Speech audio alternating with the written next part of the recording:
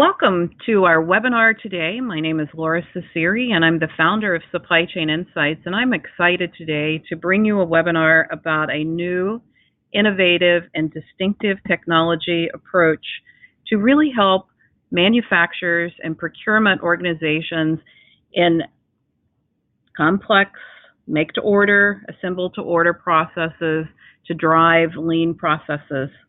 Today I'm joined by Scott Spencer. He's the Vice President of Supply Chain at Safran-Zodiac Aerospace. He's a seasoned executive with a proven track record. He's driven a lot of improvement in operations and supply chain. I think you'll enjoy his story. He's worked in the aerospace sector for 10 years, and he is very proud of the roles that he's had, not only at Zodiac, but Parker Aerospace, Hamilton Sundstrom, Rexnord, and Honeywell. Scott, welcome to the program today. Thank you for having me, Laura. Yeah, I can't wait for you to share your story. And I also have Richard Lebovitz. Richard is the founder and CEO of LeanDNA. I actually met Richard about a decade ago. You know, I consider Richard a lean visionary. He's currently built a new cloud-based actionable program for lean that really helps with procurement and manufacturing synchronization. It's powered by cloud-based analytics, and Richard has built into his new technology best practices for operational dashboards for lean, and we'll be showing you some of those today. Prior to building the company LeanDNA, Richard was the CEO and founder of FactoryLogic, which was sold to SAP in 1997, and he's just a lean expert. So I could give you all the details of all the implementations, but it's far longer than we have time today. Richard, welcome to the program. Laura, it's great to be here with you and Scott. Yeah, let's get on to talking about, what we're going to do today. So, Scott, let's start. Just talk to the group a little bit about what do you do? Your supply chain operations, how do you manage at Zodiac to really delight customers? And what is the story of really driving customer service to be first? Absolutely. So I'll give you maybe just a little bit of a background about what Zodiac is about here. So I started with Zodiac about 9 months ago and came in as the Vice President of Supply Chain. And the division that I'm part of is called the Cabin Interior Solutions Division. And we really specialize in customized galleys and lavatories. We get into the storage bins. And really, this is where when you get on an aircraft and you kind of walk in, you can kind of see right when you walk in the aircraft, you usually see the galley there. And a lot of these airlines like to have, very customized galleys, everything from the countertops to the different appliances that go into them. And then even when you get into, the lavatories and the other decor within the aircraft, most of it's highly customized. And again, when people start looking at them, they start saying, wow, how come they're all different? Well, again, depending on, the airlines, it could be Delta, American, or so forth, they will come in and they'll pick out specifically what they want. So there's a lot of demand on that customization, that we're putting together in our facilities.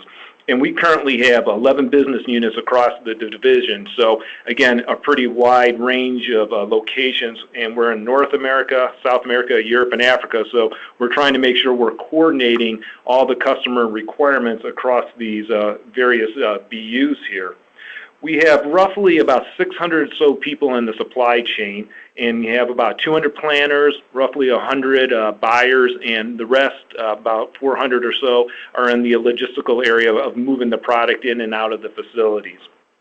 We currently have over 500 suppliers, and about 60 of those suppliers make up roughly about 80% of our spend. So just to kind of give you an idea of, I'll say the magnitude of what we're dealing with here on a daily basis. And to kind of give you an idea of maybe one of our products, we do roughly about 50 737s a month. We're doing 50 to 60 A320s a month. So, from an automotive perspective, people say, well, those are pretty low volumes. But in the aerospace, those are extremely high volumes because obviously these are going on to aircraft, and that's a lot of airplanes that are being built each month.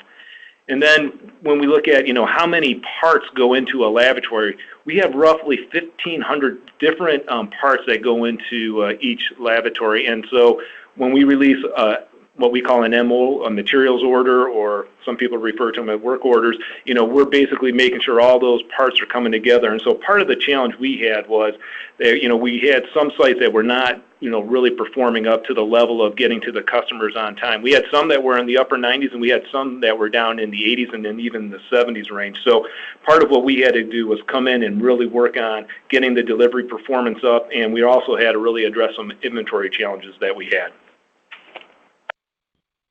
Well, a laboratory is not a laboratory, right? It's not like you can just run down the street and get one from, your local store. Very specialized for this and the aircraft, and a lot of, moving customer priorities. As we think about your supply chain, Scott, and we think about this evolution of make to order and, really driving customer performance, one of the things that we see is that the evolution of the software has a lot of change over the last 5 years and the future 5 years. Demand volatility, which is behind economic uncertainty, the size of the bubble here represents the risk and the challenge for supply chain leaders. And this is from a risk management study we did a couple of years ago, but we're redoing this, and it looks like the data is still directional. In fact, demand volatility has actually even gotten larger. And, as we deal with globalization versus nationalism, economic uncertainty has gotten larger, but also supplier viability. As we've elongated payables and operations have become more complex, we find that it's harder for manufacturers to really be effective in working with suppliers around what's required. So we're at the intersection of increased demand volatility, supplier viability, and operational complexity. And if we compare that of 5 years ago versus the future 5 years, these bubbles are growing. So Scott, when you looked at this chart, does this speak to you? Is this, representative of what you're seeing? Yes, matter of fact, I think, this really kind of highlights a lot of the challenges we are seeing, and a couple of them that really jumped out at us. And when I got started here one was we were looking at, a lot of demand volatility. We were seeing a lot of customer orders, moving in and out. We also were having some significant challenges on, supplier visibility. Were we able to see where the shortages were coming from? Did we know exactly how the suppliers were performing? Did we understand, when parts were coming in early, or again, when we were having to chase them down? And again, on the operational complexity side, we were seeing that, hey, we're a fairly complex organization. We have a lot of things that we're doing internally. So we have a lot of our suppliers being internal, but we have about 60% of our supply base is on the outside. And so we really needed to be able to address a lot of these situations that we were facing, and having multiple ERP systems across, I'll say, the business units. We had 4 different ones. We really needed to kind of have a common interface that allowed us to be able to get a common metrics across the board for all the BUs, and make sure that we're kind of talking, the same language, and really understanding what's happening with the demand. Were we seeing the same thing that was happening, for example, with an Airbus in one facility that we were seeing in another facility? Were we seeing the same challenges across suppliers? Did we have, opportunities to be able to get some synergies across the facilities? And that's kind of where, we were able to use a lot of the tools that LeanDNA brought together, as it kind of helped us kind of bring some of these things to light, and really helped us see, again, some of the demand trends, and being able to see where we might be having some challenges coming up in the future. And then it also showed us where we had some opportunities to really work with our suppliers and be able to optimize, some of our inventory levels, some of our delivery performance and such. So it really did kind of help address a lot of these key areas for us. Well, Scott, you said you had 4 ERP systems. The average company has 7. And the average company has 2 to 3 different planning systems. And, of course, we need MRP. And, it's kind of baseline. But it's not enough, for complex operations with multiple ERP systems and the need to connect it together. Is that your perspective as well here? Yeah, exactly. With the fact that, we did have, 4 different ERP systems. One of the things, having dealt with a lot of ERP systems over the years, is that you can't always readily get the information to come straight out at you within, the canned reports that they might have. Lots of times you're toggling, between different screens in order to get to some of the data. So we really needed something that could kind of give us the ability to really see what are the targets that we're setting out there, what are the trends that are happening, and again, kind of being able to pull everything together so we could see it in one common area. And the other thing was, when you have multiple ERP systems, lots of times it's hard to roll things up to a divisional standpoint. And so we really wanted to be able to understand what was happening within the division. And so, again, the LeanDNA tool gave us the ability to start doing that and really understanding, hey, are we measuring shortages the same way? Are we looking at, again, the demand the same way? And are we able to communicate, to our suppliers the same way? So the tool really kind of helped us start doing that and being able to address some of those problems of getting, again, some key KPIs that everyone was working together on. Well, and one of the key KPIs, and I actually went to this slide early because, it has so much data on it, is inventory. And, I was talking to a CFO the other day that said if he had all the money and invested in tools to improve inventory, he would like to have about 10% of that for his retirement. And we've been working on inventory a long time. But when I looked at the Metrics That Matter report series that I was doing, what I saw was, if we look at days of inventory, particularly in the aerospace and defense industry, we've actually grown inventory by 40 days. And in other segments, we aren't making a lot of improvement. Scott, why do you think, with all of the technologies that we've invested in and all the processes that we've invested in, that we've not actually decreased inventory? What's going on there? Yeah, I think the biggest challenge, facing the aerospace industry, if you were to look back over the past decade plus, as the chart here is showing, is we had a record number of launches occurring during this time frame. So you had everything from the A350 to 787. You had the Joint Strike Fighter, referred to as JSF, in the defense side. You had all these programs, and it was a record number of these programs being launched by all these airlines coming out at the same time, and you had a lot of new technology that was coming into play. So again, the Dreamliner and A350 were, the first, composite, aircrafts coming out, and so there were a lot of challenges in regards to being able to manage all these new technologies. There was a lot of supply chain challenges, and so there was a lot of stops and starts along the way there. And so that led to a lot of inventories kind of getting bloated up with some of these delays. And again, was the supply chain able to react quick enough? One would say probably not in a lot of these cases. And so, we've had to get a little bit more sophisticated with the volumes growing in the aerospace industry and really start getting some different tools. And again, as we started looking at our journey when I got on here, we had started with focusing in on a particular program, I'll say, and we started seeing some really significant improvements on both on-time delivery as well as inventory reductions. And so we had seen year over year for the division of almost $80 million that we just had reported in working capital, with the vast majority of it coming in the inventory side.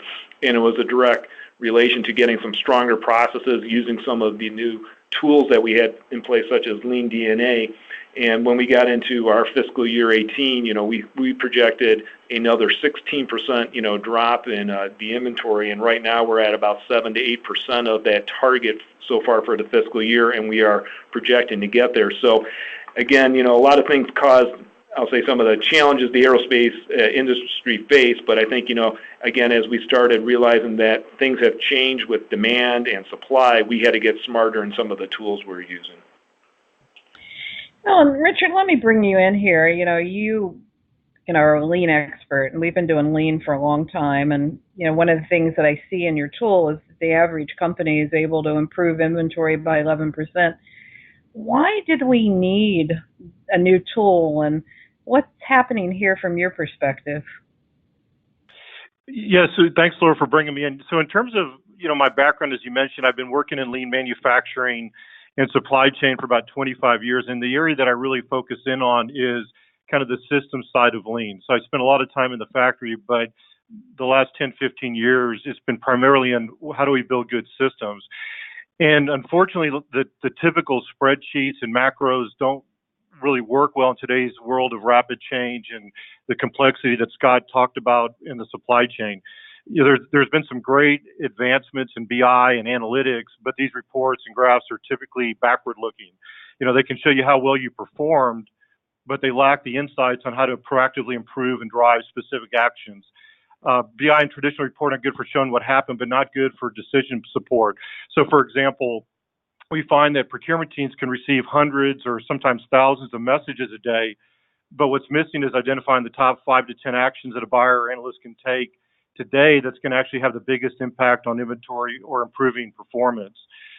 So where we're headed with LeanDNA is really more of a future a purpose-built decision support analytics tool that's really targeted to specific business problems like inventory optimization, which you're highlighting some of the opportunities here on this chart.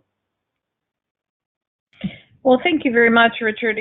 Because a lot of times people say, well, I've implemented Lean, and what I find is that often people have implemented it in manufacturing or perhaps in front office or perhaps in procurement, but we're really not aligned horizontally, I think, outside in with the customer first. So, Scott, when you got Richard's tool, how did you decide what metrics to measure and how to get started? Yeah, we were facing, several different challenges. Again, we were really looking to make sure that we had some really clearly defined processes in place. And so we started saying, hey, what are those, key KPIs that we really needed to focus in on? And we were saying one is, we got to make sure we're hitting our customer delivery requirements, whether it was internal or external. Again, we have a lot of internal movement of product, and so need to make sure we're treating those folks as customers as well. We also wanted to make sure, we were measuring quality performance, and so, we wanted to make sure that our suppliers and were delivering on time, and we had quality, being measured, and we needed to understand cost. So again, a lot of the basic stuff in supply chain, but we didn't necessarily have a good process at the time to kind of pull it all together. Again, as we went to different ERP systems, different BUs, they all kind of had, their own way of pulling some of the information and sharing it. And again, it was kind of hard to kind of standardize it. So again, we wanted to look for a common interface that could really pull all that stuff together. And so as we started using these tools, we were able to make sure that we were measuring supplier on-time delivery the same way. We were measuring quality the same way. We could see the suppliers, across, the various BUs, how they were performing in one versus the other. So, those became, very, very important. And again, when you're buying, 70% of your product from the outside, that's a huge, thing to be able to manage there. And so we needed to make sure that we were maximizing our supply base and that we were having them focused on, hitting those delivery and quality requirements. We also needed to be able to get some good reporting out in regards to if we had shortages, what did the team need to go expedite and work on? Because let's face it, the customers are always moving, requirements, and trying to meet their end customer needs. And so we needed to know where were those, problem spots going to be for us. And so again, we got a common focus now on it by being able to get into certain screenshots that we'll share a little bit later of saying, hey, here's the parts we need to go get in order to hit these requirement dates. We got some very, I'll say, proactive stuff too, and saying these are things that could become shortages, as we go forward in the future. So it became very important that we had, some of those critical KPIs identified, and we could see those trend charts. And the other one was really on inventory. When I first got here, we kind of just looked at inventory as dollar buckets. And we really said, hey, we got to start focusing in on this and looking at it as a days of supply. Some people look at it at the inverse side as inventory turns. And so we were able to get a standard process across all the ERP systems that really looks at how we manage inventory to a DSI standpoint. And we found that, hey, some sites, were performing at a reasonable level for aerospace. We were down in the 60s and 70s, which isn't too bad. And we had some that were well over 200. So a lot of opportunity, and we didn't necessarily have all that before, but as we got these KPIs and got the screenshots available for our control towers, we could start seeing which areas needed more help. Well, thank you. getting those KPIs and aligning is so critical. And, one of the advantages of cloud is we can now have new forms of analytics that sit between our traditional technologies. I often call them the alphabet soup technologies, right? It's like we've got three-letter acronyms. Right. And we've got on one side.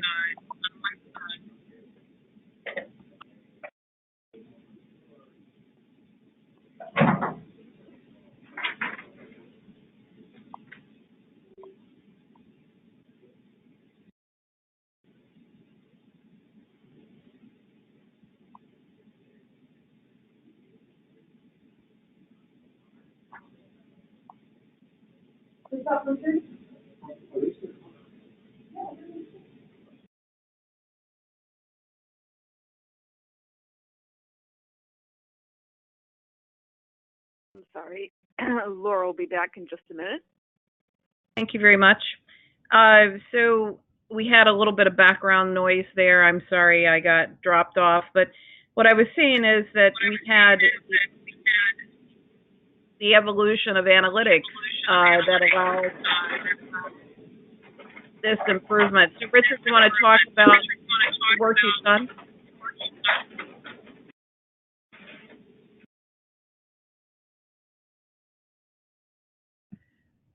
So Richard, do you want to talk about the work you've done here? We've got the slide up on the inventory opportunity.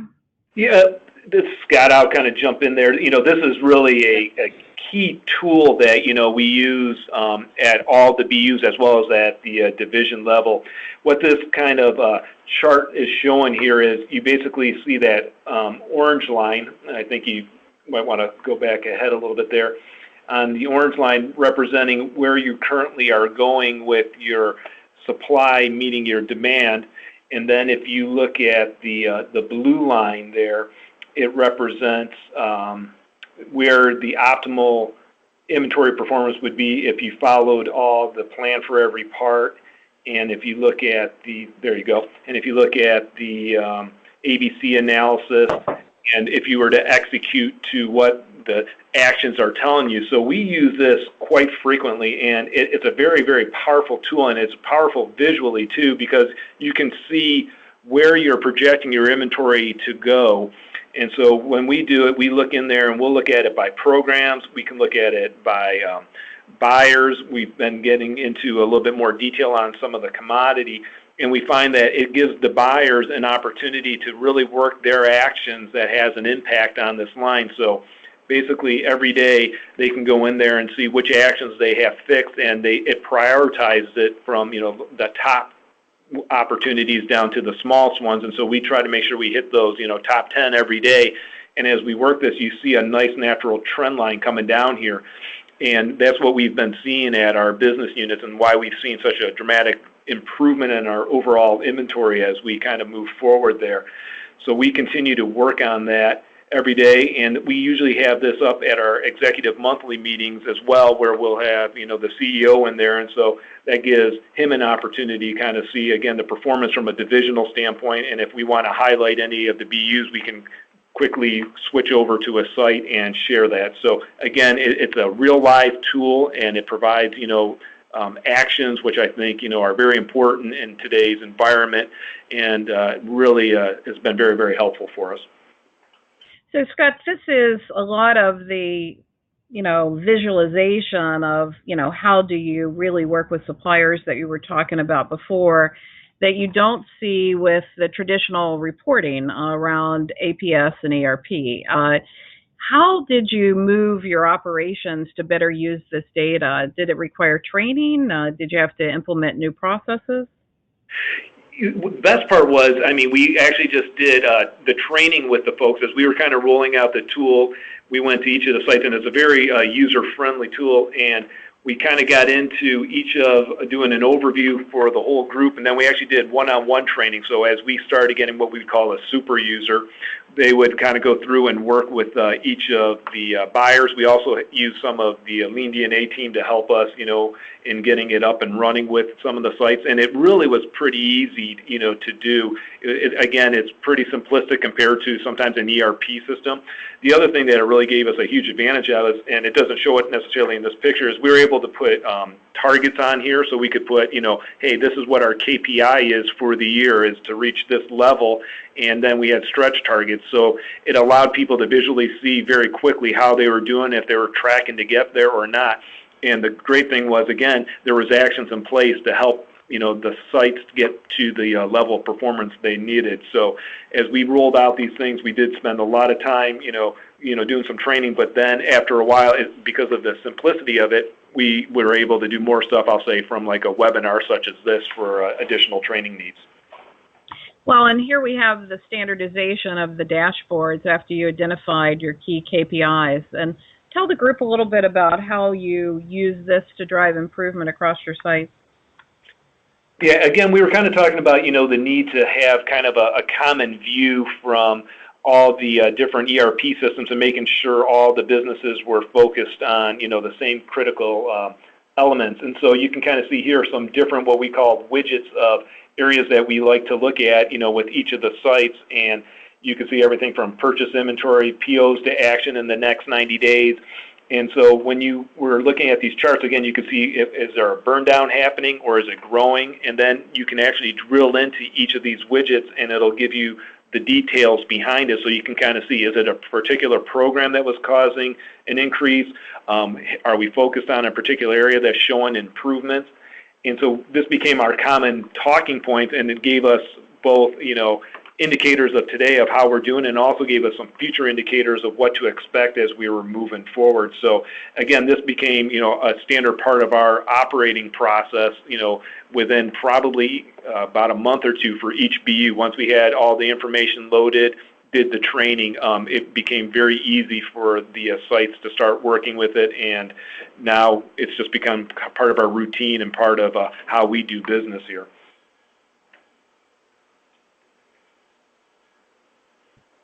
People that I've interviewed love this visualization, and the other thing that is really critical is it not only allows the visualization within your operations, but also with suppliers. And, the suppliers I've talked to really love the fact that the data is synchronized and actionable, and, it's visual versus, the old green screens or the detailed ERP or the spreadsheets that a lot of people use. How did this kind of collaboration change your operations with suppliers? Yeah, this became really important for us, and so I always refer to this kind of chart as like our line of balance. A lot of people will hear that terminology in the industry, and we use this to be able to kind of really drill down and be able to work with our suppliers. So this is a view currently from a what I would call a buyer's desk, where they can see where they have the shortages, being those items in red, and orange where there's a potential shortage if we don't do a reaction to it. And so the supplier is able to log in, and they're able to see the same screenshot. They can only see, obviously, their information. And so it became more of a talking point, between the buyer and the supplier. So lots of times, you'll have those phone conversations, and it's kind of hard to visualize. You're quickly trying to write down notes, or you're sending emails back and forth. This provided a communication tool of the buyers and the suppliers being able to see exactly what they were talking about. You could status right on the screen here of when, parts would be expected. And then in turn, our planners and stuff could see that information as well as was being shared. And so that really gave us some really strong powers of getting better, communication going between the suppliers as well as the site. So we were able to quickly address things, and it's been very, very good for us, and we continue to use this tool on a daily basis. And it's nice because it also will roll up to a management level, so we can also do it at the division level to kind of show, again, where do we have current shortages, by what programs and such. So it's been really good from a reporting out mechanism as well. Well, and if you think about the title of the webinar of Being First, how did this help you to improve customer service? So we've seen a tremendous improvement in our customer on-time delivery. So one of the things that we had seen before is, again, we had some sites that were performing very well in the mid to upper 90s, and we had some that were down in the, the 70s and 80s, and we've pulled, all those have shown significant improvements. We got some now that are down in the low 90s, still got some room for improvement, but it's helped us identify some processes that we really needed to fix on our end, as well as, throughout the supply chain. So we've really been digging into, some roles and responsibilities with key people. We found that we had, certain customer requirements that we needed to have a better understanding of, and how we were loading it into the system. So it's actually helped us kind of clean up our ERP system as well. And based on that, the feedback from, the customers has been very good, because we're able to, one, we're meeting their needs more now than ever. And then also when they have questions, we're able to provide them, where our challenges are, and we're able to give actions to what we're doing. It's a great story. I mean, it's one for you to be proud of, because I think, as operations have gotten more complex, we've got a lot of tools, and a number of people might say, well, how do these tools differ from what they've got today? And, Scott, I know you have the, ERP, you've got MRP, and lots of people on the phone also have advanced planning, and they wonder, why can we not just use the demand planning tools that we have to translate demand to procurement? And people don't understand that, we've got to convert it to MRP, we've got to do a constrained plan, we've got to actually work on assembly. And, the whole process of demand to tactical to supply to inventory management to finite scheduling to MES, there's a gap between the traditional sourcing technologies and the planning technologies of how to align. And it isn't just integration, it's synchronization, and it's harmonization of the needs and the requirements to be able to connect these two important pillars of technology together. And there was a gap in people being able to drive lean processes. When I did interviews with people, they would say, I could do it in manufacturing or perhaps a few of my operations, but I struggle to really bring the sourcing with the manufacturing together for really complex assembly. So, Scott, I know you have MRP, you've got ERP, but any thoughts here about how LeanDNA helped you to bring sourcing and manufacturing together?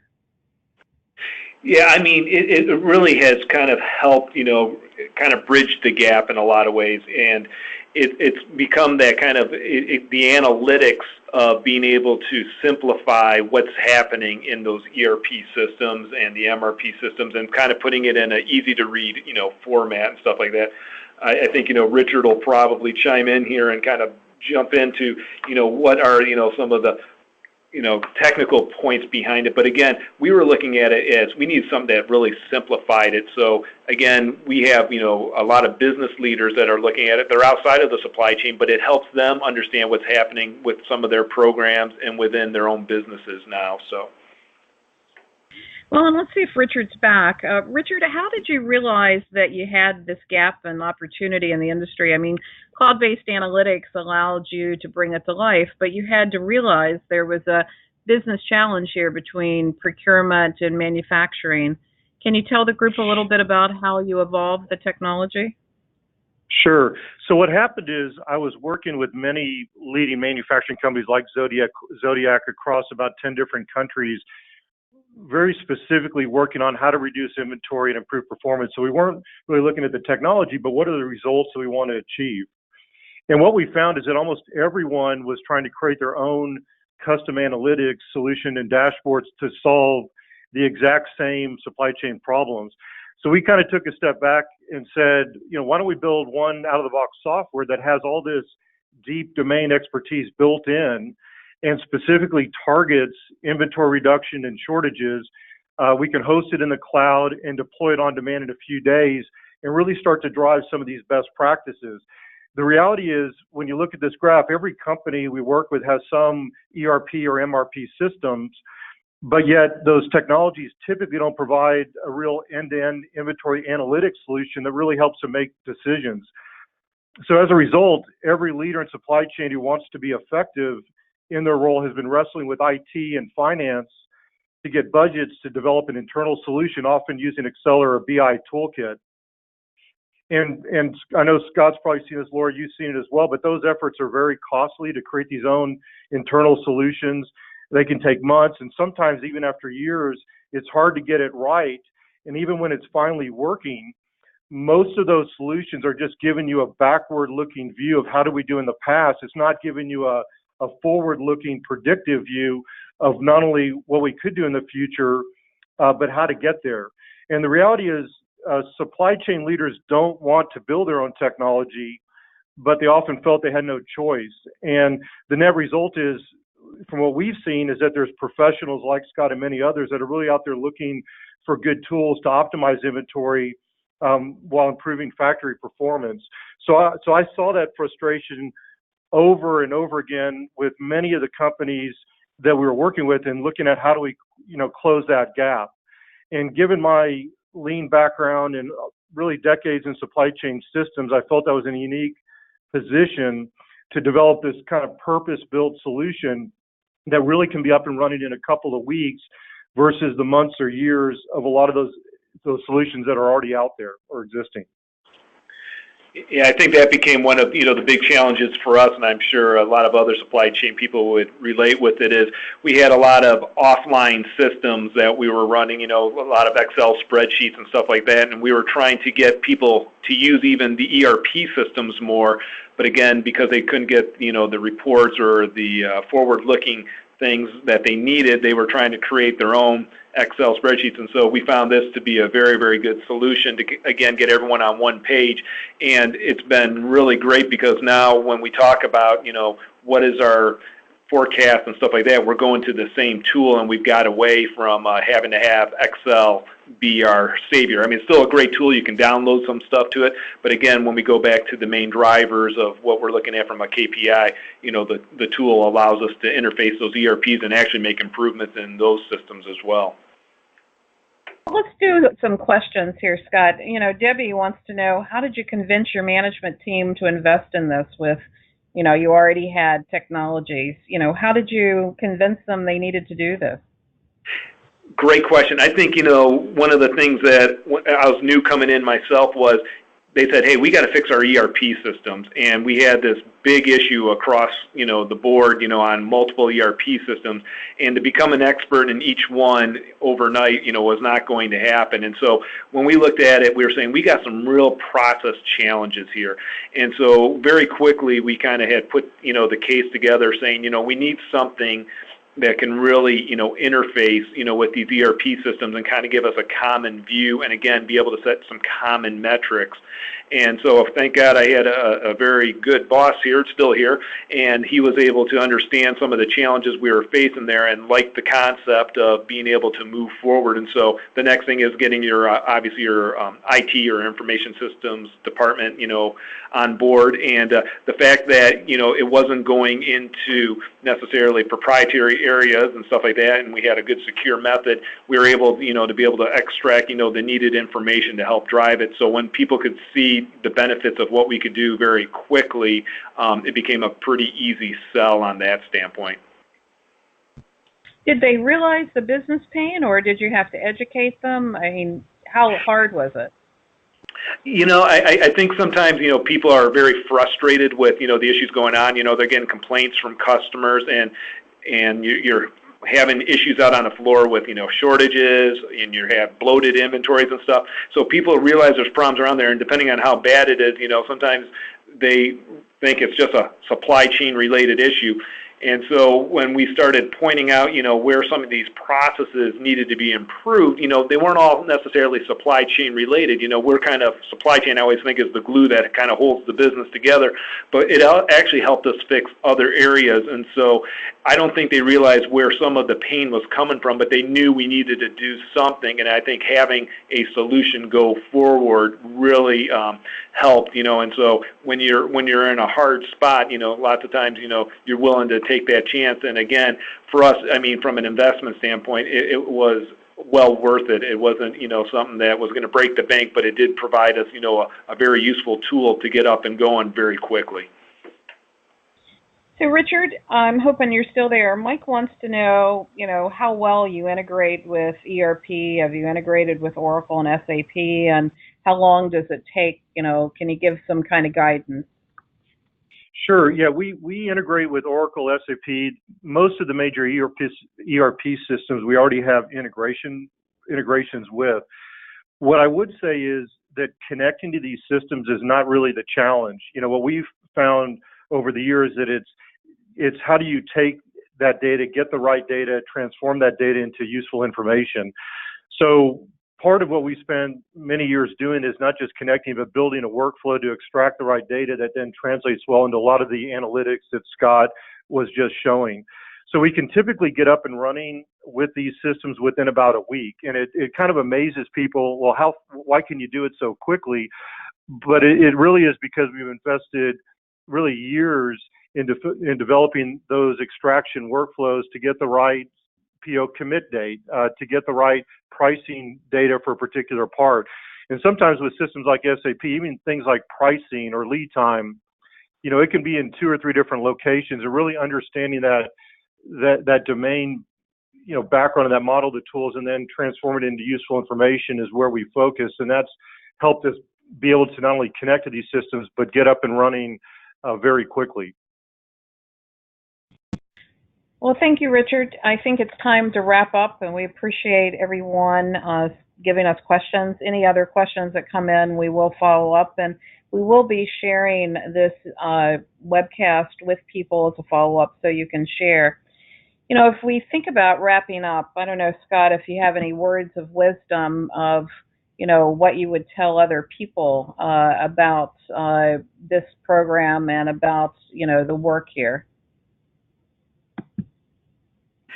Yeah, I think, my words of wisdom are, if you're facing, some of those challenges within supply chain where, you really are struggling with understanding what's happening with the processes, you're not able to clearly, get some good KPIs identified, or if you can't, be able to project, very easily, within your ERP systems and stuff like that, you really want to make sure you have the right tools in place, to be able to help do that. Because, at the end of the day, you got to have, the right people in positions. You got to have, those processes being very robust.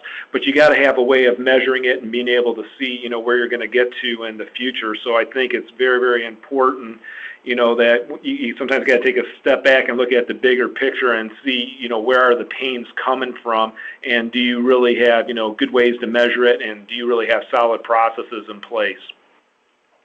Richard, any words of wisdom for the listening audience from your perspective? Sure. One thing I would say is that even over 10 years ago, I think we could have managed some of the supply chain topics and complexities that Scott's talked about with some well-written macros in Excel or some homegrown tools. So I think it was possible, but with the increasing complexity of products, more global supply chains, multiple different data sources, it's really no longer the case today. And if we can't identify and react to issues within hours, sometimes we lose the opportunity to actually make an impact. So it's important for companies to really move forward and just try something different. Continuing to work the way we're working, expect something different, it often doesn't drive the success that we need.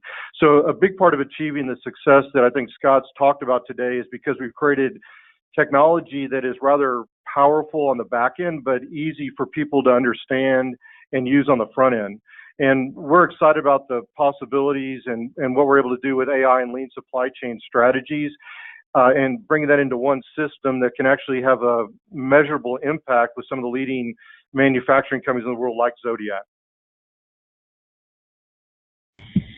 Well, Richard, it's great to see you breaking new ground. And I would just say from the interviews with the people I've talked to that are your clients is start with the goal in mind. I love some of the work that's happening with collaborative sourcing. Some of the interviews that I had with some clients, people had started a horizontal process where they could talk across the operations and share insights about suppliers that they wouldn't have had before. And, that kind of complexity and the ability to work across operations, I think, is a great opportunity from the tool. So let's wrap up now. If we think about the evolution one of the things I want you to get from this webinar, you got to have MRP, but it's not sufficient. And it's not sufficient because you can't get the visualization of actionable data quickly to be able to collaborate. And there's significant value for sourcing through better insights, not only for driving customer service, which is really the story here of Zodiac, of customer first and improving the value. You might say, well, some of the things that Scott talks about, whether it's cabinets or toilets or coffee makers, aren't maybe not as important as engines or rotors, but you can't ship an airplane unless you've got a certified cabinet and laboratory, and it's important. And we have implemented lean and functions, manufacturing or sourcing or transportation, but we've really not aligned across source, make, and deliver, and I think LeanDNA helps us do that. So thank you, Richard, and thank you, Scott, for a great webinar. And again, we will be recording this and putting it onto YouTube, and please feel free to share. Thanks very much. Thank you. Thank you, Laura.